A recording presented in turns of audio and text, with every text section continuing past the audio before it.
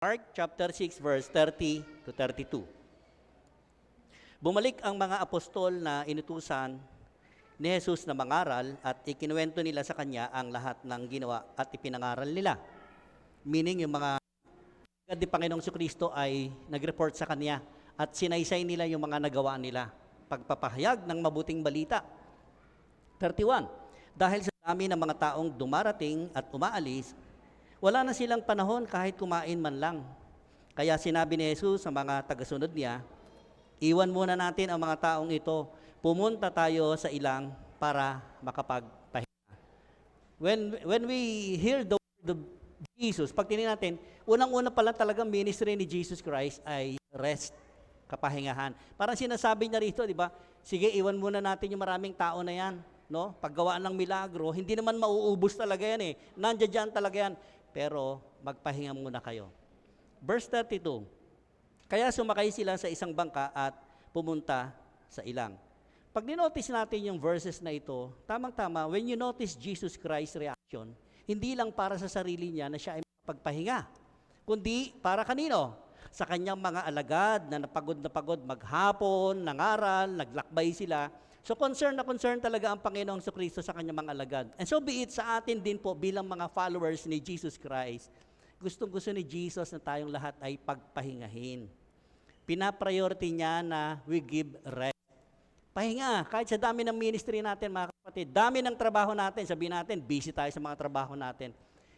We need rest. And that is one ministry of Jesus Christ sa kanyang mga tagasunod, pahinga. In spite and regardless the busyness in the ministry. Ang dami naman kasi mga kapastoran ngayon, sabihin nila, nako, kailangan wag ka absent ng Sunday. May Saturday pa, merong pang weekdays, ang dami mga gawain, no? Ay sabi rito, in spite, regardless of the busyness in the ministry, you have to get rest. Pahinga. Pahinga lang po ang hinihingi ng Panginoon, hindi naman po retirement. Pahinga. Kaya pag silingkod sa Panginoon Kristo, wala pong word na retirement. Para sa akin po, sarili ko lang yun ha. Sabi ko, walang word of retirement sa Panginoon. Pagka ikaw pumanaw na, yun ay graduation naman ang tinatawag. Kaya tayo habang naglilingkod sa Panginoon, in spite that all things, regardless kung ano yung kabisihan natin sa ministry natin, sa trabaho natin, tuloy pa rin at meron tayong kapahingang magdudulot sa atin, buhat sa ating Panginoong Kristo. Tingnan natin yung mga pictures. I would like to show you some pictures here. Yes, di ba ang ganda? So kung minsan kayong couples, mag-asawa kayo, pamilya kayo, pumunta kayo sa mountains, o sa Mount Everest, o kayo sa Mount Apo, punta kayo sa tuktok, magpahinga kayo, maupo kayo. Kung kaya nyo, kung hindi naman, hindi na. Second floor nga lang ng bahay, senior na, hindi na makapanik. Kaya kung magpapadesign kayo ng bahay nyo, pag senior na kayo, first floor na lang, ground floor na lang. Meron ako na-encounter, matanda, sabi niya, Pastor, hanggang third floor yung bahay namin. Gusto ko na nga lagariin yung itaas ng bahay namin para hindi na kami papanik doon eh. Kasi matanda na sila eh. Tama? Ground floor na lang, sabi doon. Pero at least kung may mga anak pa kayo, maipapamana nyo pa sa mga anak ninyo. The second picture, yes.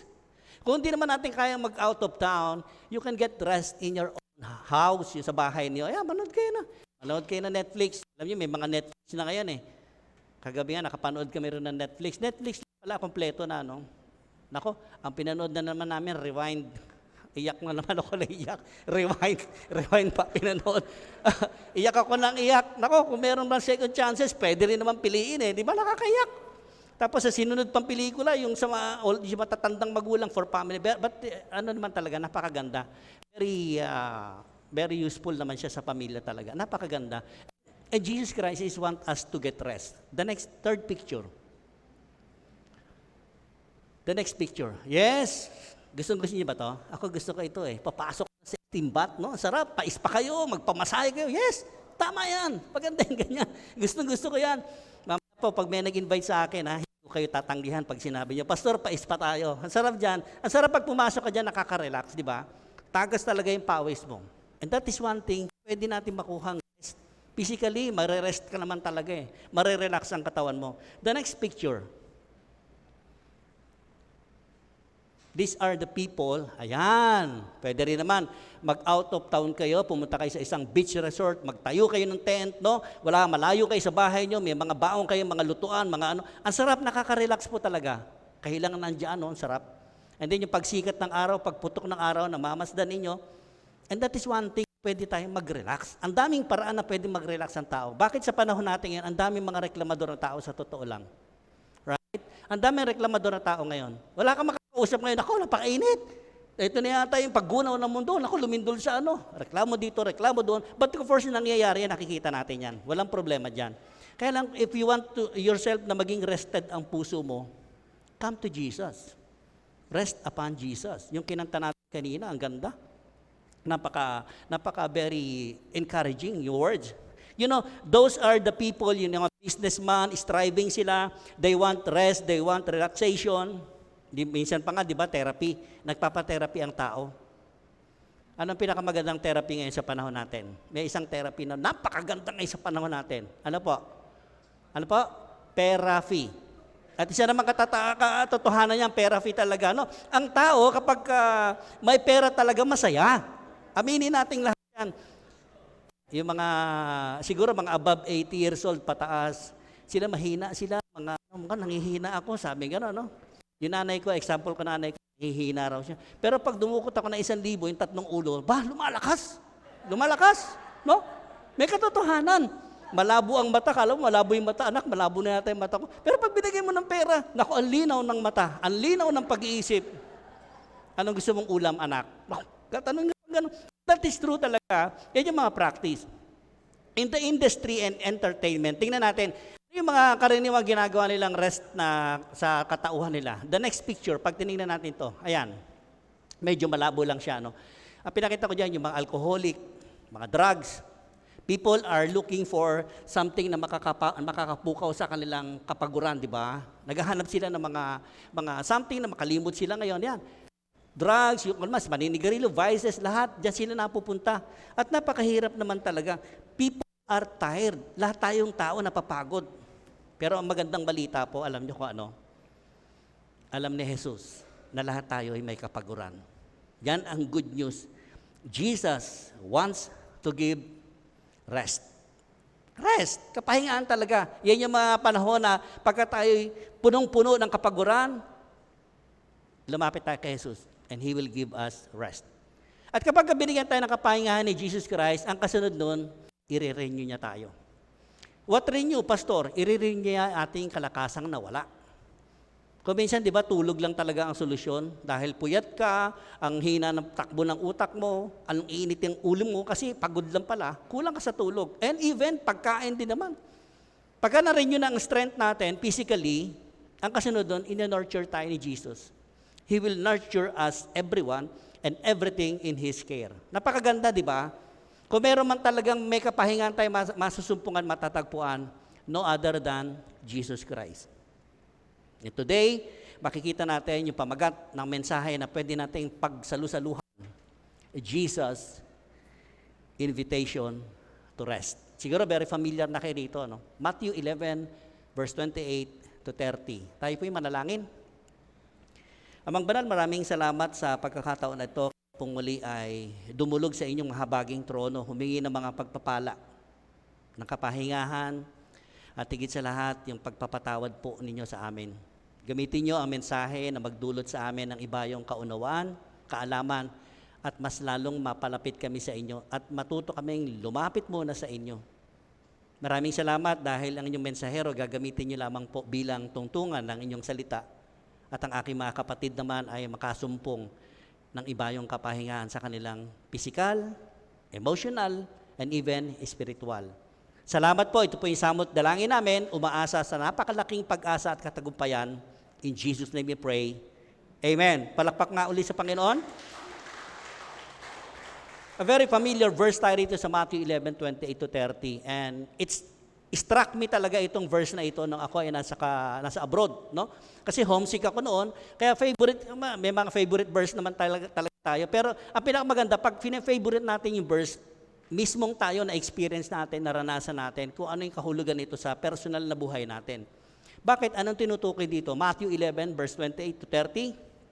Come to me, all of you are weary and burdened, and I will give you rest. Verse 29. Take my yoke upon you and learn from me, for I am gentle and humble in heart, and you will find rest for your souls. Verse 30, for my yoke is easy and my burden is light.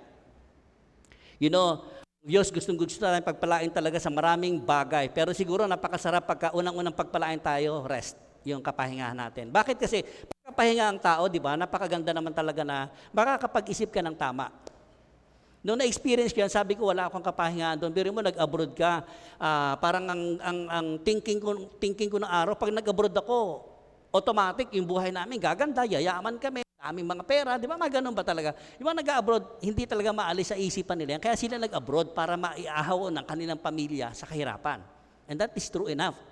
Pero nung dumating ako doon, nabaligtad. Parang mas lalong humihirap kami. At doon ako napunta sa pagtatanong sa Diyos. Sabi mo, Lord, pag nag-abroad ako, solve ang problema namin mag-asawa para sa aming pamilya. Pero hindi pala yun. Hindi yun ang tunay na kapahingahan o yung sinasabi niya rito. Lalong gumulo ang buhay. And these verses struck me true enough sa personal na buhay ko. Para siyang, alam niyo, nagmamaneho ka na matulin, tumatakbo ka ng 180, biglang babangga ka sa pader, bag!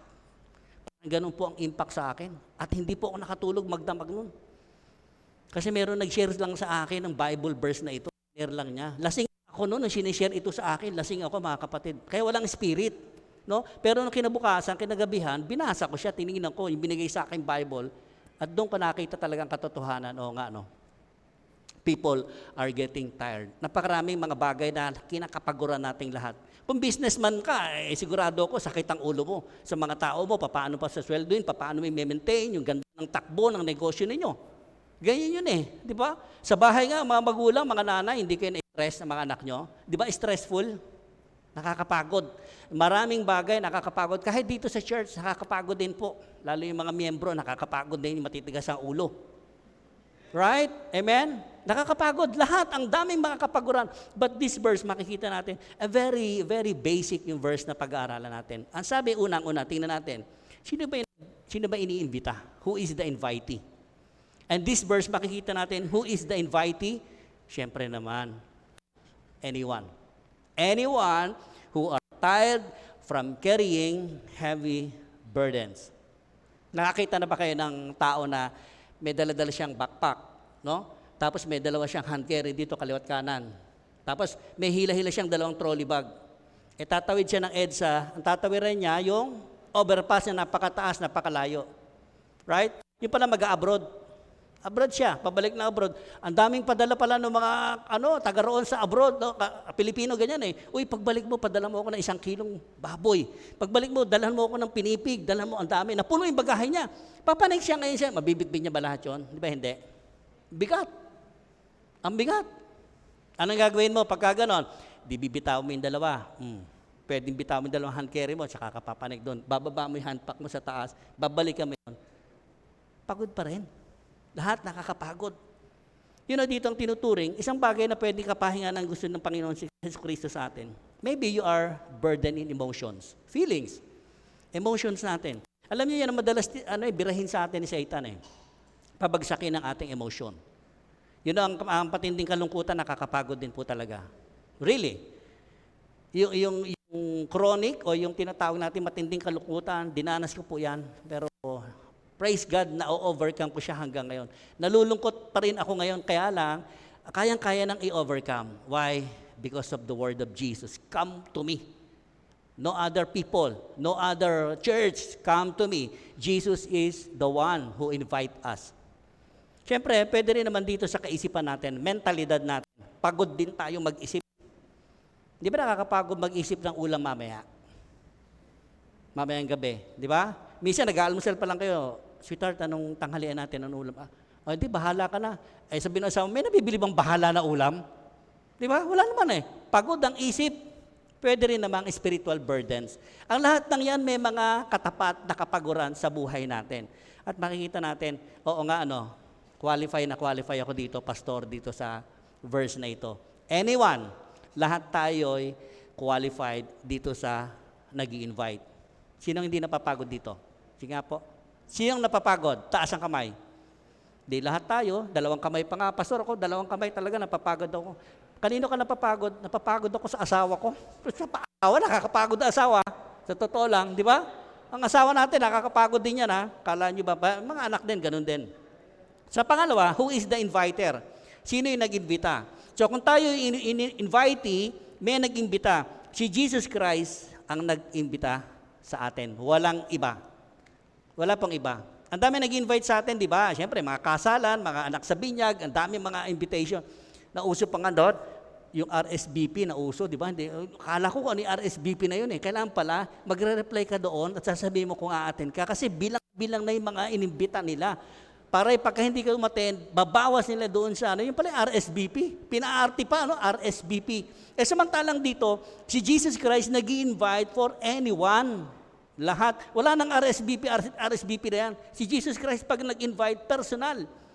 And let us review, kung si Jesus ang nag-invite sa atin, let us see anong sinasabi ng Biblia tungkol sa katangian ni Jesus Christ. Right? Di ba tayo, pag minsan titingnan mo, sino ba yung nag-invite? Si pare, si mare, okay, kilala mo yan eh. Siyempre, di ba, big time yan, attend tayo. Pero pag kayo mapipitsugin, sino yung nag-invite? Pag tayo umattend, okay lang naman. Di ba? Pero dito tingnan natin, yung nag-invite. Si Jesus Christ, isang katangian na pwede nating mapatunayan according to the Bible, Colossians chapter 2, verse 9 and 10. Anong sinasabi dyan? For in Christ, all the fullness of the deity lives in bodily form. So dito pa lang, busog na tayo.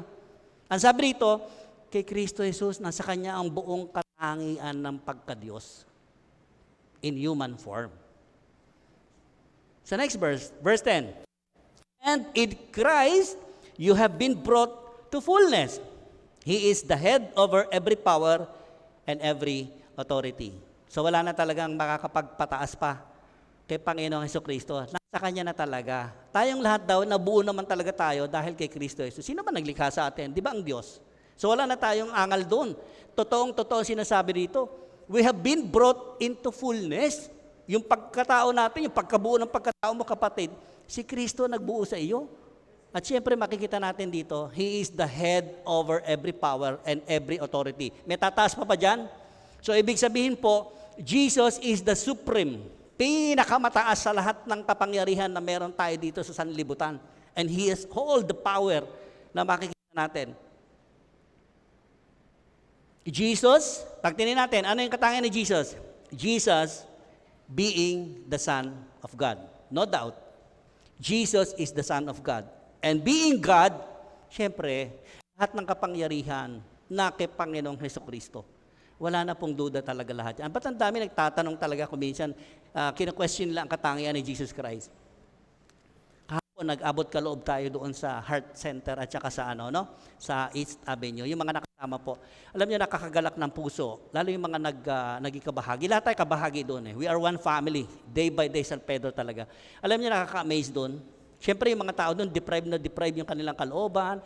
Naranasan ko kasi naupo ako doon eh. Yung bang araw-araw na lang iniisip mo kung makakaligtas ba, makakatawid ba sa buhay yung mahal mo na nandun sa banig ng karamdaman. Di ba ang hirap nun?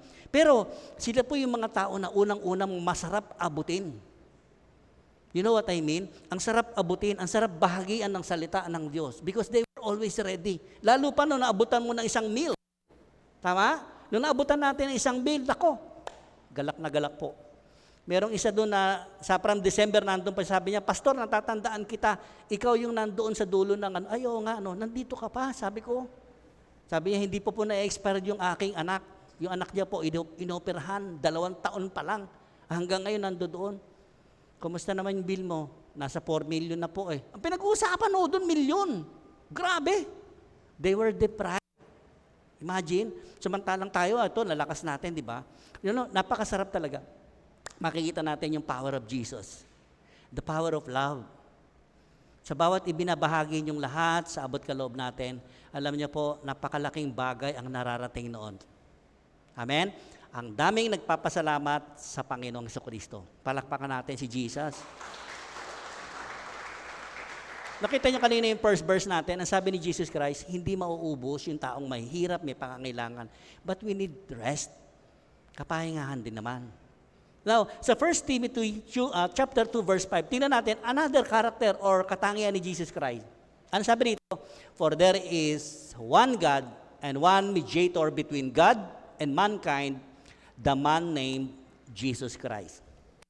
Eh di lalo ka na nabusog ngayon dito. Kung kanina, Jesus, the Son of God, God, all-powerful. Ano naman dito? Jesus, being God, and being man, dalawa, makita natin, dalawang katangian niya, siya ay Diyos na nagkatawang tao and become bridge between man and God.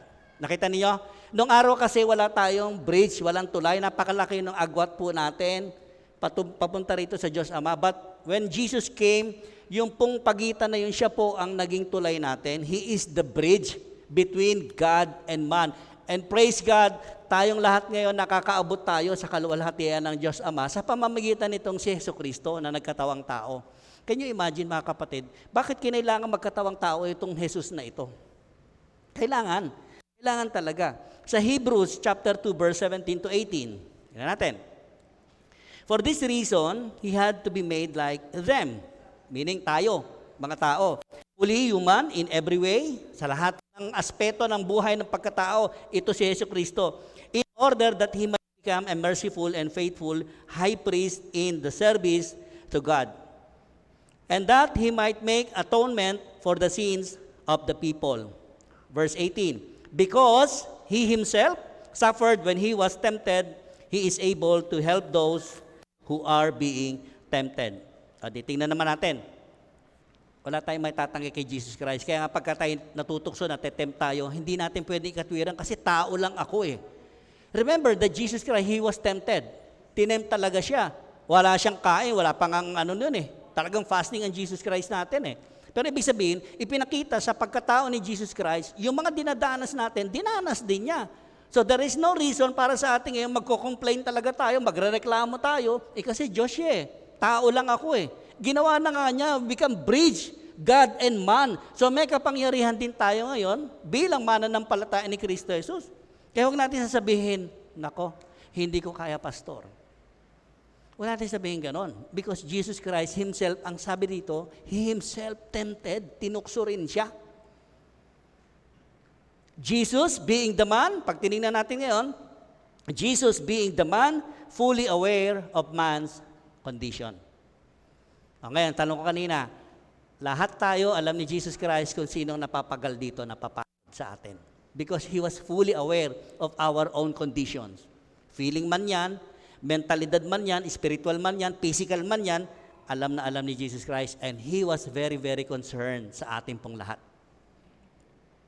Pangatlo, di merong nag-invite, tayo i-invitee. Yung pangatlong points, pag tingnan natin, what is the invitation?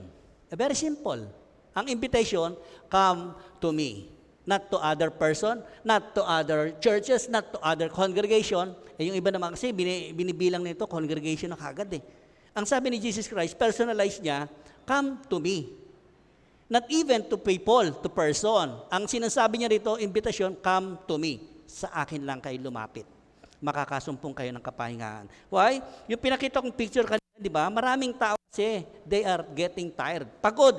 But, being escape para doon sa kanilang kapaguran, maraming bagay silang ginagawa. At syempre naman, nakaka-relax din yun. Di ba? Pagkatapos ng relaxation natin, pagod ka rin naman kinabukasan eh. But the good news here, itong passage nito, not only nakafocus siya doon sa kapahingaan ng tao, nung panahon ni Panginoong Jesucristo, napapagal ang mga tao, napapagod sila sa katuruan, sa lumang tipan.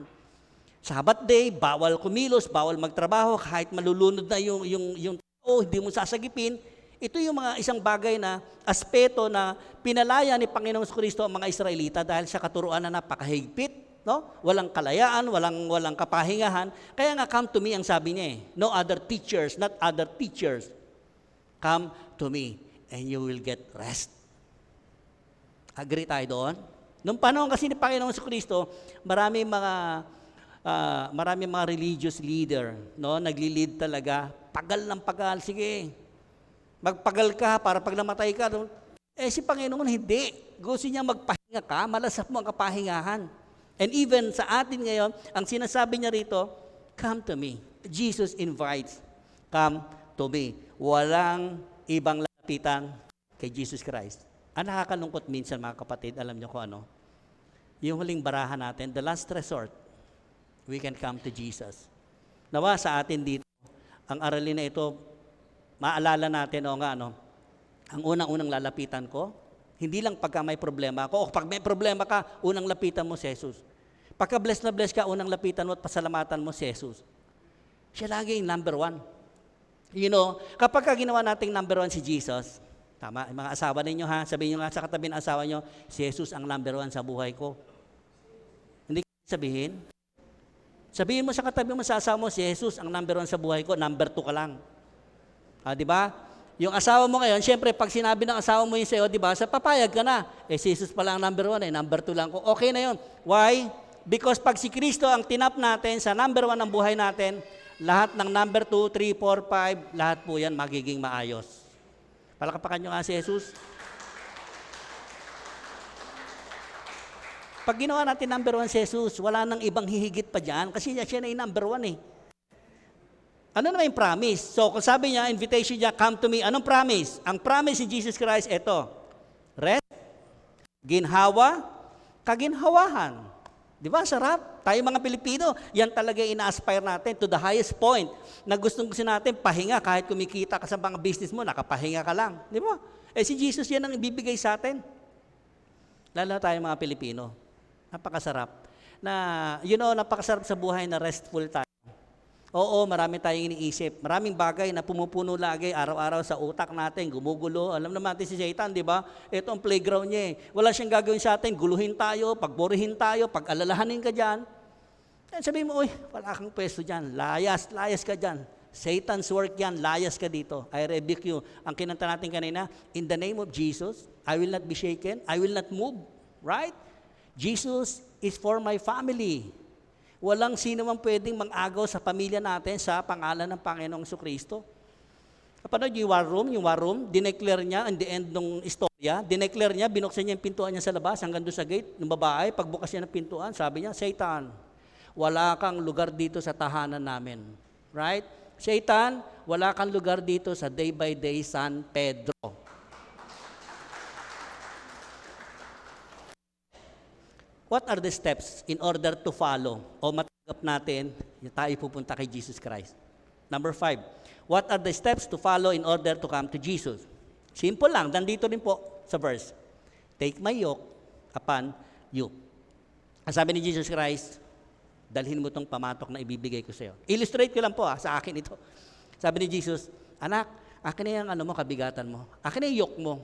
Bibigyan kita ng yoke ko. Hindi niya sinabi, akin na yung yoke mo, libre ka na, go. Right? Malinaw ha? Mayroon siyang ipapalit na yoke.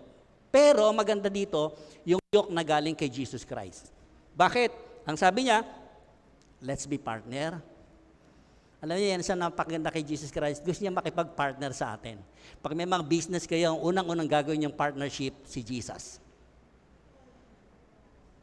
Asawa natin, partner natin, si Jesus ang gagawin nating pagitan sa partnership natin. Why? Ang sabi ni Jesus Christ, bakit mo binibitbit kasing mag-isa, anak? Don't do it alone. Hindi mo kakayanin. Yung illustration ko kanina, yung papanik ng kita nyo, pagod din. Pagod. Panik-panao siya doon. Ang sabi Lord, don't solve it alone, anak. Di ba? Marami sa atin. Nire-resolve ang problema kagad on our own strength, on our capability. Yan tayo eh. Paulit-ulit na lang tayo dyan eh. And sinasabi ni Jesus, pag kinuha mo yung yoke ko, pinasan mo yung yoke ko, gagaan. Pagagaanin niya. Don't carry it all alone, sabi ni Jesus Christ. Why? Because mabibigatan at mabibigatan rin tayo. In the end naman ng buhay natin, sa Kanya pa rin naman tayo tatakbo. Kay Jesus pa rin. So in the first place, come to Jesus, take His yoke, and let's be partner. Together, lakad tayong dalawa. Not other yoke, ha? Not other people yoke. Yoke po na galing kay Jesus Christ. Ano ibig sabihin ng yoke na yon? Ang sabi niya sa letter B, learn from me. Ito yung yoke, yung gusto niya ibigay sa atin. Matuto tayo kay Jesucristo. Pastor, ano matuto kay Jesucristo? Yan na. Siyempre, lalabas dyan, to know Jesus' teaching. To know Jesus Himself. Personalized, di ba? Nakita niyo, personal. Pag nakikilala natin si Jesus, habang nakikilala natin si Jesus, ang kasunod nun, we will obey Jesus. Di sumusunod ka na kay Jesus ngayon, di ba? Dalawa na. Hindi ka naman kagad susunod kay Jesus Christ unless you will know Him personally. Kaya napakaganda ng personal at natin, relationship natin sa Diyos sa pamamagitan ni Kristo Jesus. At habang nakikilala mo siya, nag-o-obey ka na sa Kanya, ang kasunod nito, abide by His thoughts, His teachings, and His way. Yung tinatawag natin, Jesusness. That is the essence of Jesusness. Nalaman mo na, nagkaroon ka ng kaisipang maka-Jesus. Naunawaan mo yung teachings niya, maging yung kapamaraanan niya. Ang sabi niya rito, abide. Di ba? Nananatili ka na ngayon, kapatid. Noong araw, allergic ka sa mga gawain. Allergic ka makarinig ng mga nag-share ng ganyan. Right? Pero nakilala mo si Yesu Cristo, natuto kang sumunod, nanatili ka na ngayon. Remember that Jesus Christ, He said in John chapter 15, tama? Abide in me and I in you. Dahil kasi kapag hindi kayo nakadikit sa tunay na puno ng ubas, hindi kayo mamumunga. And God is always looking for the fruits. Right? Anong prutas, pastor? Aba, nung araw, mukha ka ng pindangga. Samantalang ngayon, you are beautiful. Ilang taong ka na? Magsi-70 na ako. Wow! Ganda mo pa rin. Right? Yan yung mga katangian, hindi lang panlabas, kundi galing inner self sa loob ng katawan, puso natin. Natututo ka na magmahal kahit hindi ka ibig-ibig ang kapwa mo. Right? Ano ba rin magbigay tayo, hindi naman natin kaano-ano yung mga nandun sa hospital. Yan ang Jesusness. Tama? Nade-develop sa ating puso, sa isipan natin. Kahit magbigay po tayo, ang nagbigay ng tunay ng resources nun, si Jesus, ang Panginoon lang po. So that we will be able to abide, banatili tayo. So meron ka na ngayon, na-invite ka, learn from His thoughts. Lahat to, nakuha mo na ngayon. Ano naman yung assurance na pwedeng ibigay ni Kristo Jesus? Nakita nyo, ang ganda. Nasasaysay nyo ba unti-unti? Meron ngayon tayong assurance, may katiyakan tayong na ibibigay si Jesus Christ. Ano ibibigay niya? I am gentle and humble. Nako, kung sa tao ka lang lumapit, baka singkaran ka pa. Tumigil ka dyan. Huwag kang lumapit-lapit sa akin. Yung utang mo nga nakaraan, di pa binabayaran eh. Tapos pag maniningil ka na, galit pa sa iyo. Di ba? Ang sabi rito, kapag kay Jesus tayo lumapit, ang assurance na una natin makukuha sa Kanya, He is very, very gentle and humble and compassionate. Makakaasa tayo, patatawarin tayo sa lahat ng ating mga kasalanan. Why? Because ang sabi niya, my yoke is easy and my burden is light. So that you will be able to carry it. Nakita niyo ba mga kapatid?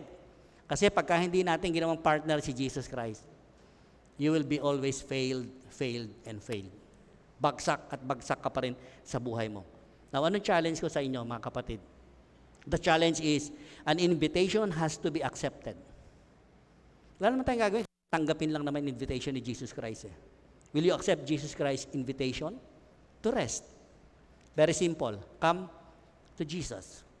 Lumapit tayo kay Panginoong Kristo. John 1:12, anong sinasabi ng John 1:12? But as many as received Him, to them He gave the right to become children of God, to those who believe in His name. Katulad ng kinanta natin. Hindi ka naniwala dahil kinakanta mo, kundi from the heart, naniwala ka, si Jesus ang kailangan ko so that I can get rest. Rest is the highest aspiration ng mga tao sa buhay natin ngayon. That's why meron tayong tinatawag na communion, the Holy Communion, o yung hapag ng Panginoon, the Lord's Supper. Yan yung isang bagay na assurance din natin. Why? Because every time na ginaganap natin ito, inaalala natin kung ano yung ginawa ni Kristo Jesus dito sa krus ng Kalbaryo. And that work from the cross of Calvary is for you and for me, para sa ating lahat. Let us all bow our head and close our eyes. Father, we thank you. We bless your name. Salamat po sa patuloy na pagpapaalala sa amin that we can get rest in you. Sa iyo lang po namin masusumpungan ang lahat ng ito. At maraming salamat dahil kayo ang nangako sa amin that your yoke is easy and your burden is light. As we continue sa pagsasalo-salo ng banal na hapunan, ang tinapay at ang saro, nagsisimbolo ng iyong kamatayan, ipapaalala sa amin. Every time na kumakain kami at umiinom sa sarong ito, inaalala namin kung ano po yung kahalagahan ng ginawa mo sa krus na Kalbaryo. Maraming salamat. Ito po yung samot dalangin namin. In Jesus' name we pray. Amen.